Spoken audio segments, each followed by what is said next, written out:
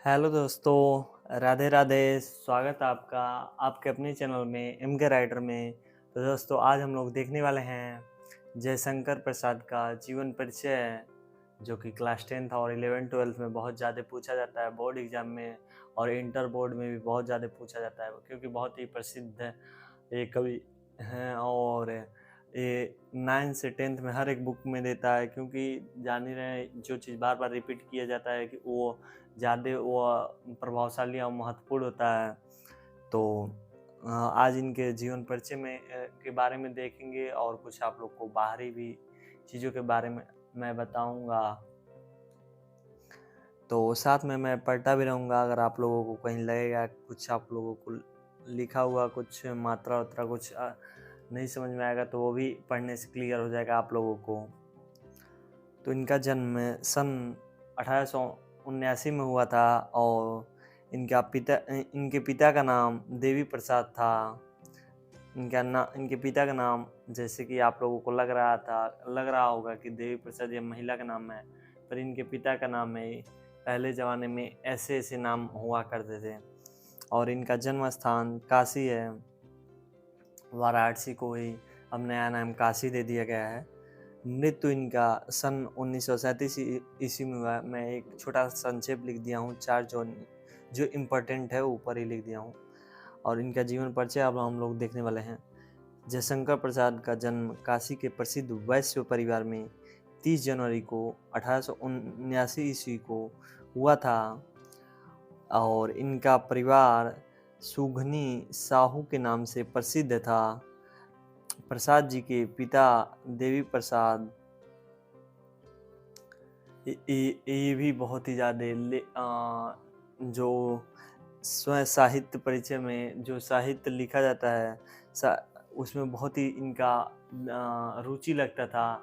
इनके पूरे परिवार सुघनी साहू परिवार इसलिए कहा गया है क्योंकि पीढ़ी दर पीढ़ी इनका परिवार जो था इसी में साहित्य लेखन में ही लगा गया। और ऐसे ही रुचि लेने की वजह से सभी लोग का रुचि एक ही विषय में होते गया और उसी रुचि की वजह से इनके ही बाद इनकी मतलब पीढ़ी ख़त्म हो गया, क्योंकि इन्होंने 3 शादियाँ की, पर तीनों पत्नी की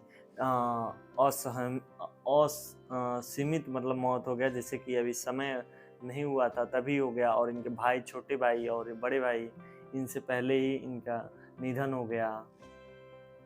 मतलब ये जी रहे थे, इनके छोटे भाई और बड़े भाई का मृत्यु हो गया और इनके माता पिता भी बहुत ही कम अवस्था में साथ छोड़ दिए।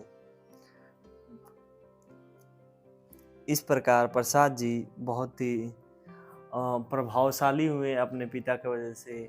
और इन्होंने एक रचना भी लिखा जिसकी वजह से इनके पिता देखें और पढ़े, इनको इनको वरदान मतलब इनको आशीर्वाद दिए कि इस मार्ग में आप और आगे बढ़ें।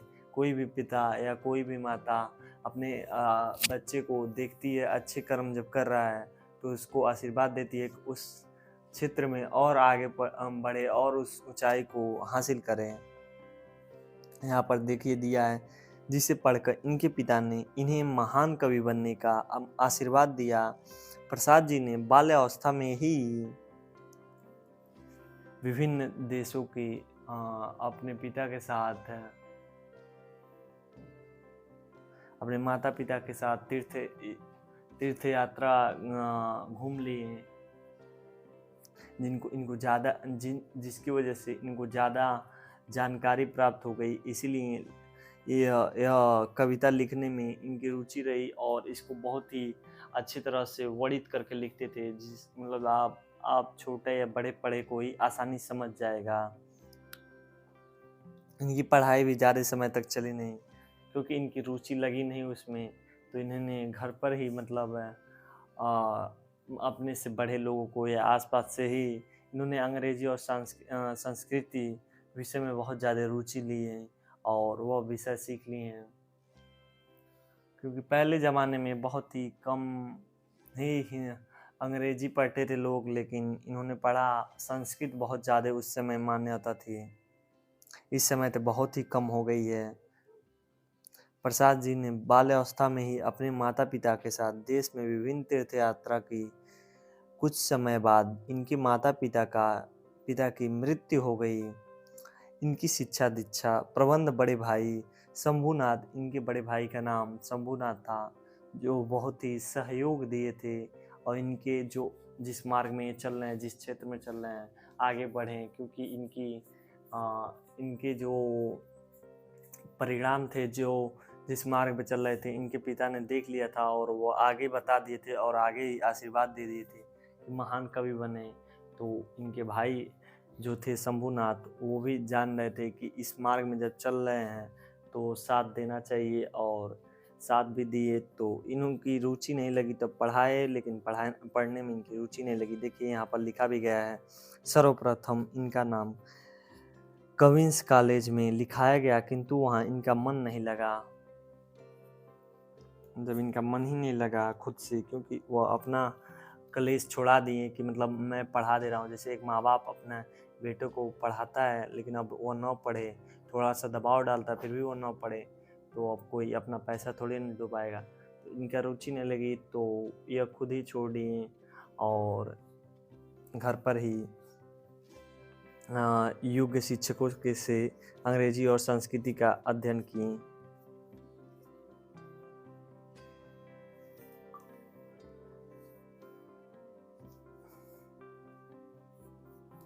जब आप 17 वर्ष के थे, तभी इनके बड़े भाई जब ये 17 वर्ष के हुए हैं, अभी बताइए, अभी वयस्क भी नहीं हुए थे 18 वर्ष के, फिर भी इनके भाई का देहांत हो गया, मतलब देहांत नहीं, इनकी मृत्यु हो गई। अब इनके सामने कितनी बाधाएं आ गई होगी। अब सोचिए, इनकी 3 पत्नियां थीं, छोटा भाई था, इनको अपने क्षेत्र में आगे भी बढ़ना था, पर यह बहुत ही चिंतित हो गए और संघर्ष भी बहुत ज़्यादा करने पड़ रहा था और बहुत ही इनके अंदर चिंता की भावना आ गई। धीरे धीरे एक एक पत्नियों का समय से पहले मृत्यु होते गया। यह बहुत ही ज़्यादा असहमय हो गए थे और इनको बहुत ही ज़्यादा चिंता की वजह से अपने जो क्षेत्र था उसमें रुचि इनकी कम लगने लगी, या धीरे धीरे इनके क्षय रोग के होने के कारण इनकी मृत्यु हो गई थी। तो चलिए, मैं आप लोग को यहाँ पर लिख भी रहा हूँ, तो आप लोग पलटा भी रहा हूँ, क्योंकि कोई मात्रा या कोई मुझसे छूट जाएगा तो पढ़ने समय याद भी आ जाएगा। तो दोस्तों, आप लोग चैनल को सब्सक्राइब नहीं करते हैं, आप लोग चैनल को सब्सक्राइब कर लीजिए, क्योंकि आप लोग 1K करा देंगे, मतलब 1000 लोगों का हमारे चैनल से जुड़ जाते, तो मैं सोच रहा हूँ कि आप लोगों को हर एक सब्जेक्ट का प्रोजेक्टर पे आप लोगों को पढ़ाने का कोशिश भी करता, पर आप लोगों का संख्या बहुत कम है। अब इसीलिए मैं अभी इस तरफ वीडियो बनाकर डाल देता हूँ, उस तरफ मैं आप लोगों को लाइव बताता। तो आप लोग वीडियो को लाइक कर दिए कि और लोगों के पास यह वीडियो जाए, और लोगों को यह जानकारी मिल सके क्या क्या हुआ था, और जिन लोगों को यह वीडियो की ज़रूरत है, अपने दोस्तों के पास जिनको ज़रूरत है उनके पास शेयर कीजिए। आप लोग को लाइक करने से वीडियो और आगे तक जाती है और लोग देखते हैं तो उनको भी जानकारी, जिस चीज़ की डाउट रहती है वो क्लियर हो जाती है। तो यहीं पर देखिए, इन्होंने 3 शादियाँ किंतु तीनों ही पत्नियाँ का असमय मतलब सीमित, अभी उनका समय नहीं हुआ था, मैं आगे ही आप लोग को बताया था, असमय मृत्यु हो गई। इसी बीच इनके छोटे भाई की मृत्यु हो गई। इन सभी असामयिक मौत से यह अंदर ही अंदर टूट गए। संघर्ष और चिंताओं ने स्वास्थ्य को बहुत ही हानि पहुंचाई। क्षय रोग से पीड़ित होने के कारण 15 नवंबर 1937 ईस्वी को 47 वर्ष की अवस्था में ही इनका निधन हो गया। तो चलिए दोस्तों, अब मिलते हैं हम लोग नए वीडियो के साथ और नए टॉपिक के साथ। आप लोग चैनल को सब्सक्राइब कर लीजिएगा और वीडियो को लाइक कर दीजिएगा और वीडियो को शेयर कीजिएगा ज़्यादा से ज़्यादा।